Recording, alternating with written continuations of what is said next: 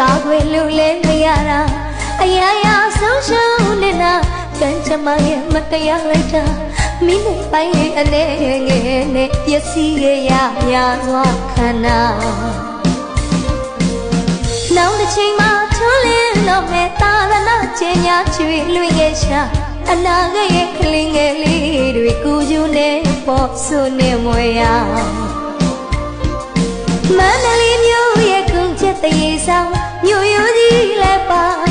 စကိုင်းတရားဟောင်းလည်းပါရာဇဝင်အဆက်ဆက်ထင်ရှားရဲ့ရွှေဆိုင်ရဲ့ဖျားလည်းထင်းကြီးခါရှာကူပါကဲပါလူပါအကြီးမဲ့သွားရဲ့မိသားစုနဲ့အသက်မဲ့သွားတဲ့လူသားတွေအတွက်မနုဿအချင်းချင်းရဲ့လေးစာနာတတ်နိုင်သလောက်ပေါ်လူတန်းများစုကွာ